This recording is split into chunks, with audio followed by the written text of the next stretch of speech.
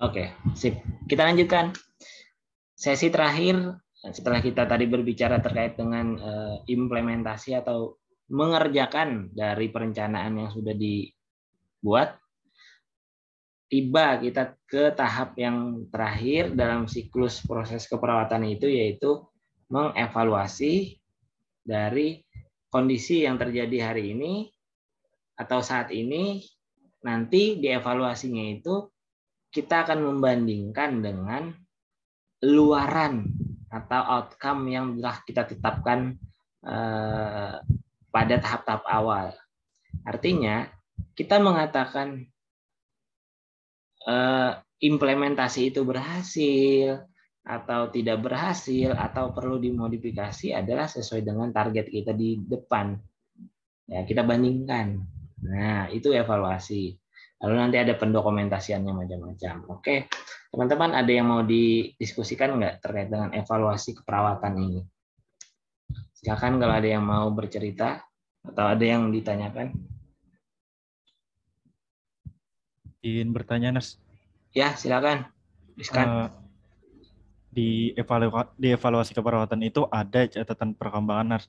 Nah, di dalam sana ada komponen yang di mana ada, di menurut penjelasan Pian, ada SOAP atau SWAP, SOAPIE dan SOAPIER. Nah, jadi di rumah sakit di mana itu kata Pian itu tergantung dari rumah sakit mau menggunakan yang mana, Nas. Nah, jadi pertanyaan ulun itu kebanyakan rumah sakit di Kalimantan Selatan itu menggunakan yang mana ya, Nas?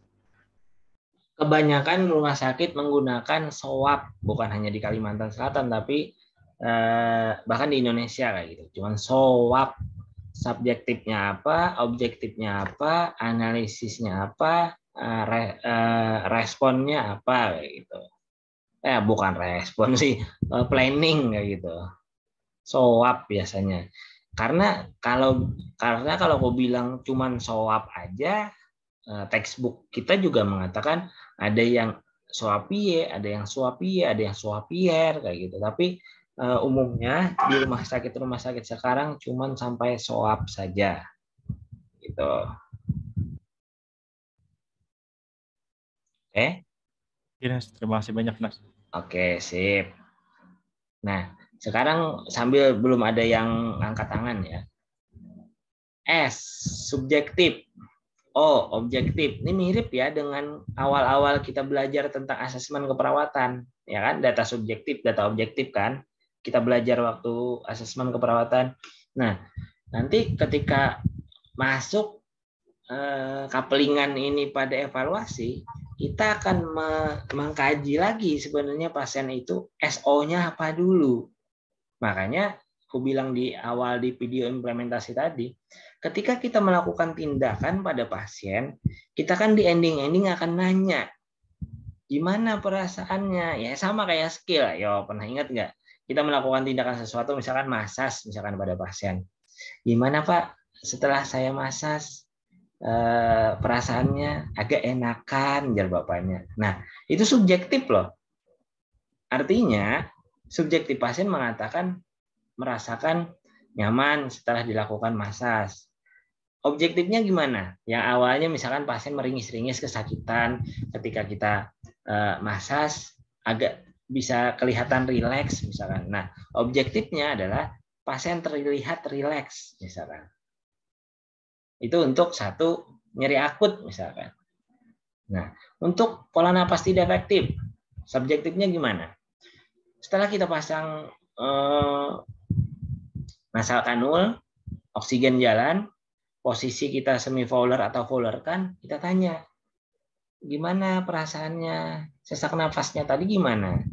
Berkurang ya pasien. Nah, artinya kan ada kata-kata bahwa pasien mengatakan berkurang sesak nafasnya. Itu subjektif. Habis itu kita cek tanda vitalnya, respirasi rate-nya yang awalnya 24 misalkan. Sekarang respirasi rate-nya menjadi 16 atau 18 misalkan. Nah, ada kan angkanya kayak gitu. Nah, itu objektif. Itu contoh simpelnya. Ya, jadi SO sudah ada, tinggal A-nya.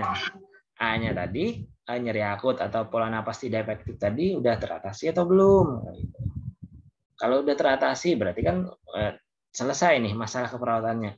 Kalau belum teratasi, apa yang diimprove lagi, yang direncanakan lagi, gitu. Simpel itu sih sebenarnya swabnya.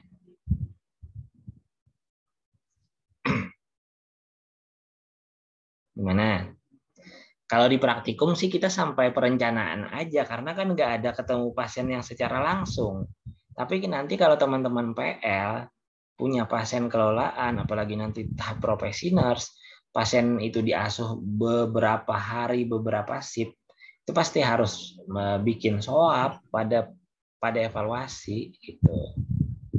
Ya kan praktikum kan kita nggak sampai implementasi, nggak sampai evaluasi, ya kan? Tuh. Oke, ada yang lanjut tanya atau gimana? Oke, Ika, silakan Ika. Ika apa Aisyah ya panggilannya? Bebas aja, Nas. Bebas. Oh, silakan bebas. Orang nanya Ika atau Aisyah dijawab bebas. Aisyah, Nas Aisyah. Aisyah. Oke. Silakan Aisyah. Izin bertanya, Nas. Ini di video sampean yang di 122 tentang contoh dari pelaksanaan evaluasi keperawatan. Okay. Nah, di video panjenengan itu di diagnosis keperawatan setelah dilakukan asesmen keperawatan selama 1 kali 30 menit, tingkat nyeri menurun dengan kriteria hasil 1, pasien mampu menyebutkan nilai nyeri menurun skala 2 dari 0 sampai 10. Kemudian di evaluasi keperawatan, catatan perkembangan itu di jam 1 siang itu memang pasien subjektifnya masih di skala 4, Nurse. Nah, kemudian di jam 14.15 itu pasien sudah bilang bahwa skala nyerinya sudah 2, tapi di poin A, di SOAP poin A, nyeri akut masih statusnya belum diselesaikan. Padahal di awalnya itu kan keinginan dari perawat itu pasien mampu menyebutkan nilai nyeri menurun ke skala 2. Nah, sudah terjadi karena pasien juga sudah mengatakan skala 2, tapi kenapa statusnya masih belum terselesaikan? Oke. Gitu. Terselesaikan nyampe ke 2, tapi kita memahami konsep yang namanya nyeri, skalanya itu kan sampai 1, sampai 0 malah. Ya, kita kan punya angka 10, 0 sampai 10. 1, 0 itu tidak ada nyeri, 1, 2, 3 sampai ke 10 itu nyerinya tambah, ya. Nah, mungkin yang itu sebenarnya bukan kasus karangan ya, itu kasus sebenarnya pasien asli, bahwa ketika dikaji nyerinya itu tinggi kan skalanya kayak gitu. Harapan kita setelah beberapa menit melakukan tindakan massage, tindakan kolaborasi analgetik atau macam-macam, harapan kita pasti nyerinya menurun kayak gitu. Nah, menurun itu kan nggak mungkin misalkan kalau hanya di massage langsung dari 8 ke 0 misalkan. Itu kan nggak realistis. 8 kan nyeri hebat, masa cuma di massage turun jadi 0, itu kan nggak mungkin kayak gitu. Harus turunnya itu bertahap dulu. Nah, turun dari 8, 6, 4 ke 2 tadi, oke, dia emang menurun. Tapi apakah masalah nyerinya itu selesai? Belum, karena belum mencapai 0. Maka bisa jadi dilanjutkan lagi kayak gitu. Intervensi yang kita harus lakukan sampai nyeri itu benar-benar 0 secara skala begitu. Gitu Aisyah. Terkait dengan nyeri juga kita harus memahami bahwa nyeri itu juga hilang timbul. Jadi kadang bisa meningkat, bisa menurun tergantung dari kondisi pasiennya. Ya. Ingginas berarti maksudnya itu agar tidak begitu drastis, jadi memang bertahap seperti itu kan, Nurse? Betul. Dan ketika kita menentukan, misalkan gini, pasien 8 nyerinya, maunya sih sebenarnya hilang langsung.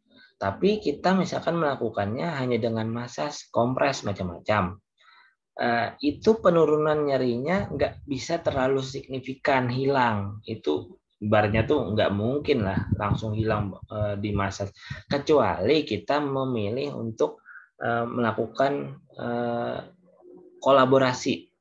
Ya, karena pasien itu udah nggak ketolongan untuk menderita nyeri, dan kita pikir tidak akan selesai nyerinya hanya dari tarik napas, hembuskan, masas, itu manajemen nyerinya, kita perlu melakukan tindakan kolaboratif, mengabari atau menghubungi pihak medis, dapat peresepan analgetik misalkan. Nah, analgetik itu masuk, disupport dengan tindakan keperawatan juga, harapannya lebih bisa maksimal untuk menurunkan nyeri kayak gitu. Bisa juga. Makanya tergantung penilaian kita, ya. Kita harus bisa mengukur derajat nyeri kayak gimana, kayak gitu, Pak. Ya. Izin lagi Nes memberikan tanggapan. Kalau misalkan tadi ini kan skala nyerinya 4, misalkan perawat tuh ingin sampai 0 gitu, mungkin nggak Nes? Mungkin. Yang penting tindakan kolaboratif tadi, dan kita harus mendengarkan terapi medisnya itu jenis obat-obatan yang kayak gimana. Bisa aja loh nyeri hilang, misalkan pada pasien-pasien jantung misalkan, itu kan sakit banget tuh, pernah diceritakan. Akan hilang nyerinya, tapi yang dikasih analgetik tingkat tinggi, bahkan sampai morfin begitu. Jangan salah loh, yang kayak itu tuh obat loh sebenarnya, morfin, apa ya, yang kita kenal sebagai misalkan narkoba misalkan. Tapi dari pihak medis sebenarnya itu obat. Ya, individu-individu aja yang menyalahgunakan sebenarnya.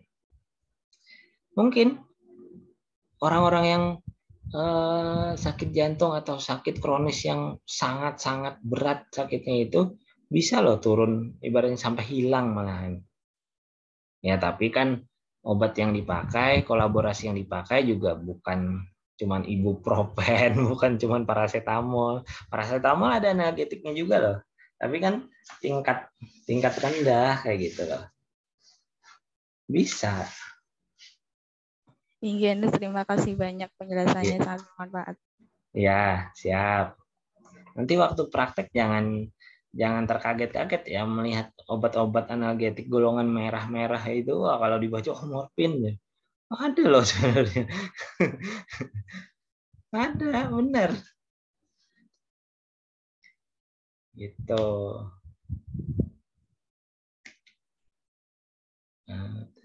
Lagi? Izin bertanya, Nurse. Ya, silakan. Kan kalau misal kita tuh menangani pasien yang tidak sadarkan diri atau koma, nah itu kan tidak didapatkan untuk subjeknya. Oke. Kira-kira pakai catatan perkembangan yang lain selain SOAP atau bagaimana, Mas? Enggak. Gini.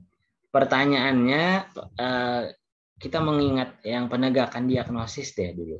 Bisa nggak kita menegakkan diagnosis tanpa harus memakai data subjektif? Kita data objektif aja semuaan misalkan. Bisa nggak tetap menegakkan diagnosis? Izin menjawab, Nurse. Apa? Pakai data medis, Nurse, kayak data lab gitu, Nurse. Bisa ya, data objektif. Bisa kan data objektif saja tanpa data subjektif?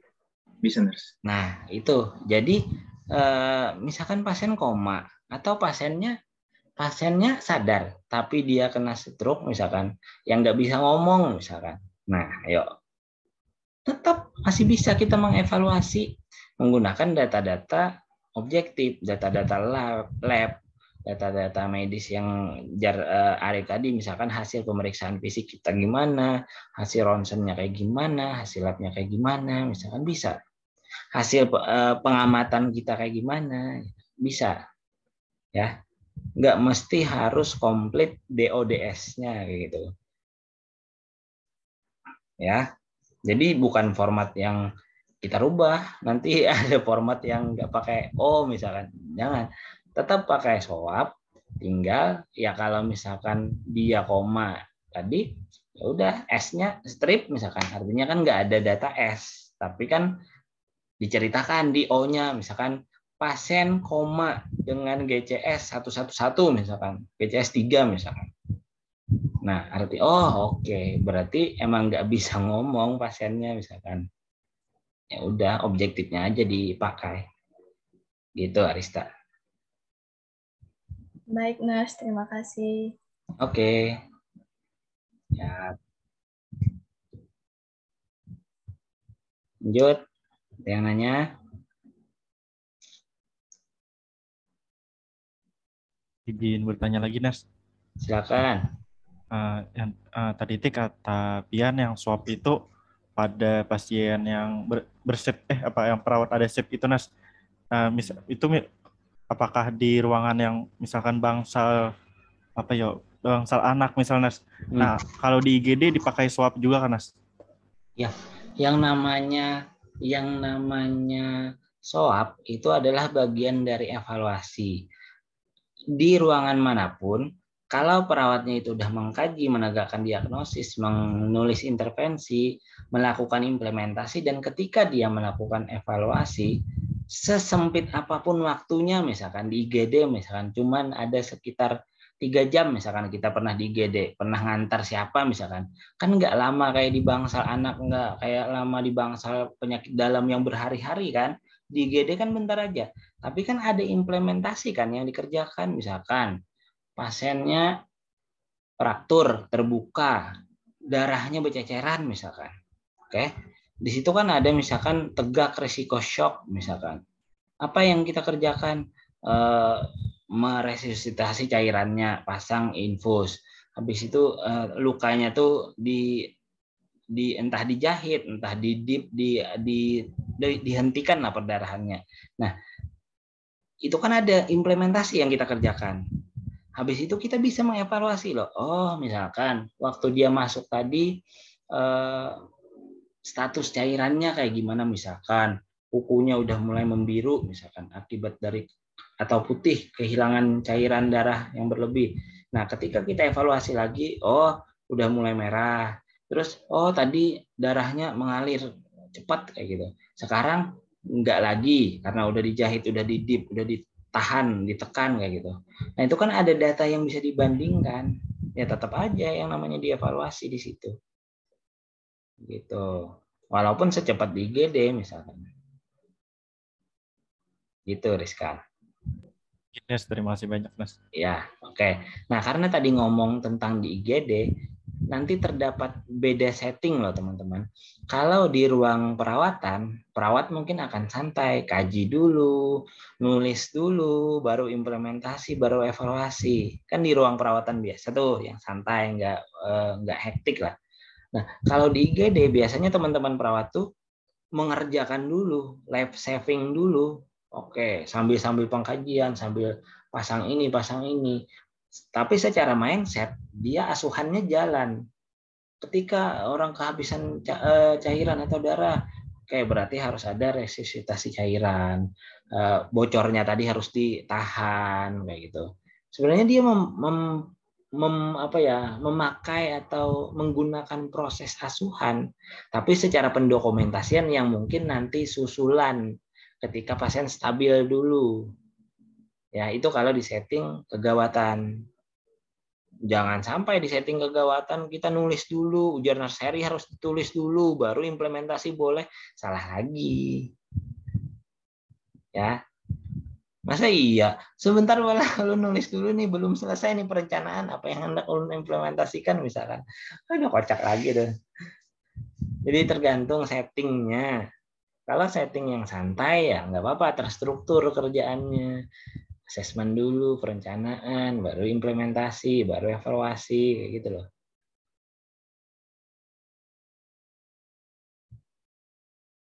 Oke. Sip. Nantilah, sabarlah. Mungkin semester depan atau pasti akan ada PL kok. Banyak PL yang nanti masih.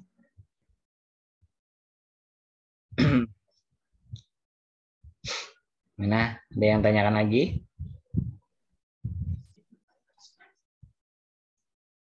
Mana, Rip? Nggak kedengeran tadi. Kamu mau ngomong cukup atau mau nanya? Oh iya, silakan. Pertanyaan saya kan bagaimana kita mengetahui bahwa evaluasi kita itu dikatakan berhasil. Apakah harus terpaku dengan luaran yang diharapkan? Oh, oke. Evaluasi berhasil dikatakan ketika pertama kita bisa menilai kondisi pasien jauh lebih baik daripada kondisi waktu kita temui waktu asesmen. Ya, misal pasien ketemu atau kawan kita ada di ruangan atau di kelas tiba-tiba jatuh lemah lunglai misalkan. Nah, kita harus mengkaji kan, misalkan, wah, kamu sarapan nggak pagi tadi? Oh, ternyata belum. Ya syukur-syukur kalau ada cek gula darah misalkan. Ketika kita cek, gula darahnya 60 misalkan. Oke, berarti kan gula darah rendah nih. Habis itu Arif tuh ngomong bahwa oke, harus dikasih gula. Bukan gula-gulali ya, tapi satunya cari teh kotak misalkan. Minumin tuh orang. Minum, manis tuh. Habis itu beberapa saat dia udah mulai pulih. Nah, bisa kelihatan kan di situ bahwa yang terkesan kayak mau pingsan tadi ternyata dia kehabisan energi, gula darahnya rendah kayak gitu. Setelah dikasih implementasi ngasih teh kotak diminum, dievaluasi, baik, udah mulai cerah lagi matanya. Nah, pertanyaannya, apakah harus membandingkan gula darah sebelum dan sesudah dikasih teh kotak? Bisa iya, bisa enggak. Kalau ada lagi ibaratnya stik tersedia, ya udah cek lagi. Kalau tidak tersedia, ya udah kita lihat, kita observasi aja deh yang awalnya dia merem kayak nggak ada energi, tapi ya udah melek, misalkan. Nah, itu kan perbaikan kondisi juga sebenarnya yang bisa kita perhatikan.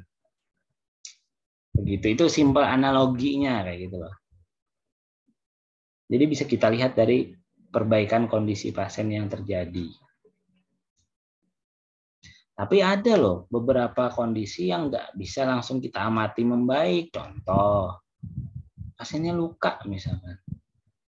Karena luka itu apakah luka karena tersayat atau luka tekan orang tua yang sakit, lalu ada luka di area punggungnya, itu kan perbaikan kondisinya nggak akan secepat ngasih teh kotak lalu dia sadar, harus dirawat dulu, nanti beberapa hari diukur luas lukanya, kayak gitu, macam-macam. Makanya nanti tentang tenggat waktu itu kan beda-beda, ada yang 1x15 menit untuk hal-hal yang sangat krusial, misalkan nyeri atau cairan, tapi ada juga yang hampir 7 hari, misalkan 1x7 hari untuk menaikkan berat badan, untuk penyembuhan luka, misalkan. Jadi tergantung apa yang mau kita perbaiki.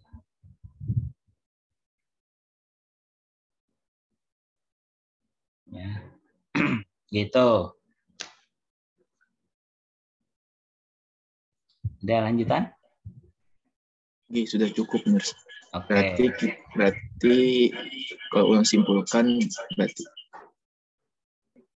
dari kayak kondisi sebelum asesmen, kondisi saat asesmen sama saat evaluasi itu bisa dikatakan berhasil, gitu ya, Nurs? Ketika dibandingkan ada perbaikan kayak gitu. Baik. Ya, sip. Artinya kan ada dampak terhadap apa yang harus kita kerjakan kayak gitu loh.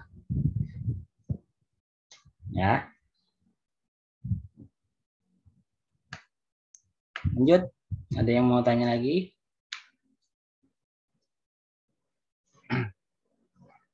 Oke, mungkin 10 menit lagi kalau ada yang nanya. Boleh.